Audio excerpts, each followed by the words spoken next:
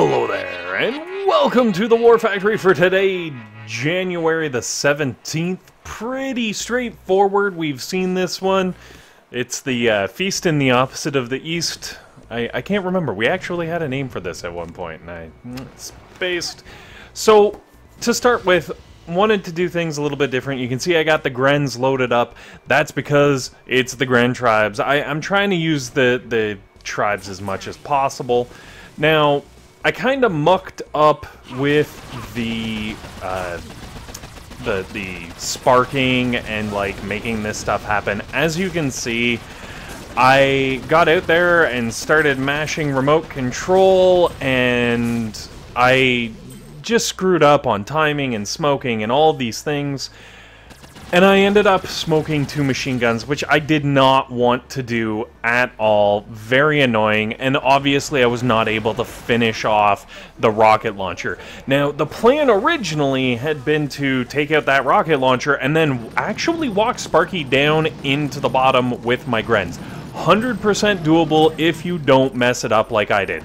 So the way to properly do that is tag the 2 rocket launchers together, walk Sparky out onto the beach, and then walk Sparky forward to where my Sparky was located, but do it all within the actual smoke. Then throw the remote control, then throw the target onto the untagged rocket launcher. Wait until the smoke goes and mash that bad boy as fast as possible. You should be able to get the easy triple hack. And once you've got that triple hack, there is more than enough damage to take those down. So once you got the triple hack, the trick is to smoke and then run away. Because in that location where my Sparky is right there, not really super in range of the shock blasters, the rocket launchers, sniper towers, stuff like that. There is stuff that can hurt Sparky, but it's not horribly bad. And this is actually the point in the attack where you'd really appreciate having that Sparking there. Just throwing out critters, just distracting things.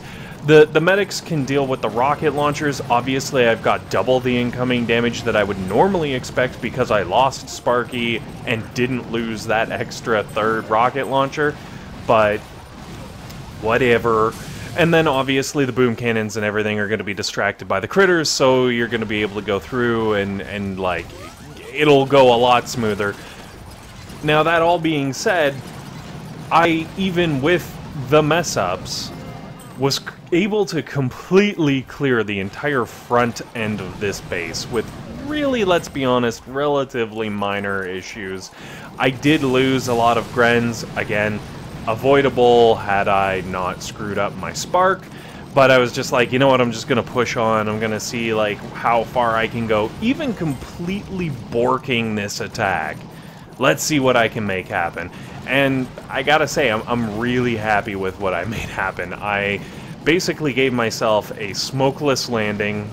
It's free and clear on the whole front end here, and that's an absolutely fantastic point to take off from. I'm even taking out some of the sniper towers around the HQ, as well as doing some damage to the shield, doing some damage to the shock blasters, doing some damage to the damage, because I like to damage while I damage, so I did double damage.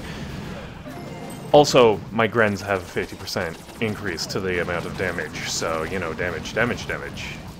And that calls, or I guess that is all for attack number 1. Huge progress, even though I made it 3 times harder on myself than I needed to. If you do everything properly the way I described instead of the way I actually did, you're gonna have no problems. You're gonna be laughing. You're gonna love it. So for attack number 2, I decided to go with the cryoneers. Whipped out my Chrism.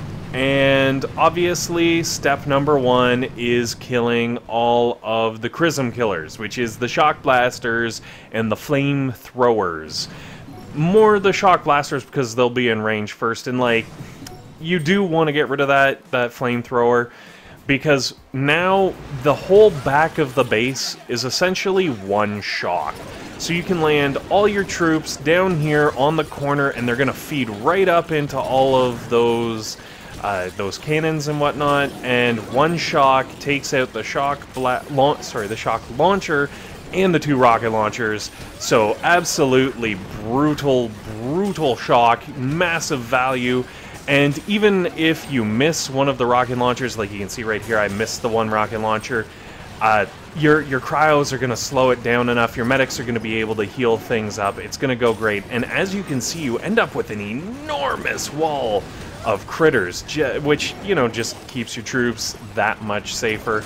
And then ultimately, once you've cleared out the whole back end, you've got the extra rocket launcher taken care of, you could push forward and take out the cannons, but I decided, you know what, I'm not even going to bother with that. I'm just going to walk all my troops back onto the corner and let them pew-pew laser it out with their ice blasters until I get the win. And, turns out it worked actually pretty good, eh? Holy sheesh. Anyways, guys, thanks very much for watching. Hopefully this has been helpful. Hopefully it's been entertaining. And above all else, hopefully you guys have a fantastic day.